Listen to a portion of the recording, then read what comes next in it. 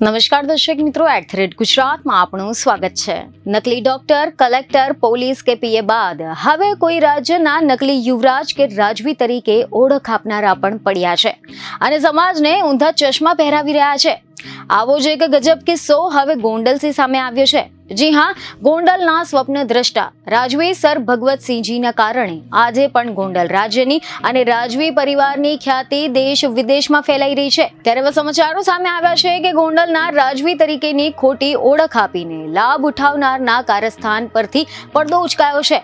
યદુવેન્દ્રસિંહ નામના એક વ્યક્તિએ પોતે ગોંડલ સ્ટેટના યુવરાજ તરીકે ઓળખ આપીને સમારોહમાં હાજરી આપી હોવાની પણ વિગતો સામે આવતા ચકચાર મચી ગઈ છે। તો બીજી તરફ રાજવી પરિવારે આ વ્યક્તિને નકલી ગણાવીને કોઈ પણ જાતના સંબંધ નથી તેવી ચોખવટ કરી છે।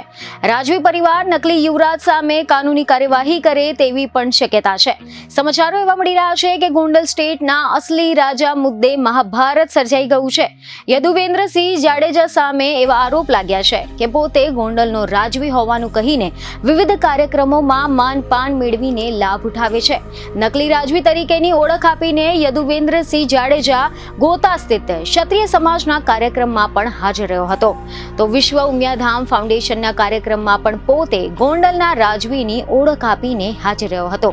અહેવાલો એવા મળી રહ્યા છે કે સમગ્ર મામલે હવે આ સામે આવતા ગોંડલ રાજવી પરિવારના પ્રતિનિધિ રાજેન્દ્રસિંહ જાડેજાએ કેટલાક ખુલાસા કર્યા છે। એમણે જણાવ્યું છે કે લોકો પાસેથી અમને માહિતી મળી છે કે યદુવેન્દ્રસિંહ પોતે યુવરાજ હોવાની ઓળખ આપે છે, પરંતુ રાજવી જ્યારે અપરિણિત છે તો યુવરાજ ક્યાંથી હોય? યદુવેન્દ્રસિંહ જાડેજા સાથે ગોંડલ રાજવી પરિવારને કોઈ પણ લેવા દેવા નથી। હાલ ગોંડલ સ્ટેટનો કારોબાર રાજમાતા કુમુદકુમારીજી ચલાવી રહ્યા છે। જોકે આના અગાઉ સમાચાર એવા મળ્યા હતા કે રાજેન્દ્રસિંહ જાડેજાએ એવી સ્પષ્ટતા સાથે ચેતવણી પણ ઉચ્ચારી છે કે કોઈ પણ સંસ્થા કે સમાજે ગોંડલના રાજવી પરિવાર અંગે કોઈ સ્ટેટમેન્ટ આપતા પહેલા અગાઉથી જ ગોંડલ સ્ટેટની મંજૂરી લેવી આવશ્યક છે। જોકે રાજવી પરિવાર દ્વારા યુવરાજ તરીકે રોલો પાડી રહેલા નકલી યુવરાજ સામે કાનૂની કાર્યવાહી પણ કરાવશે તેવી પણ જાણકારી મળી રહી છે। બીજને ખબરો સાથે ફરી મળીશું। ધન્યવાદ।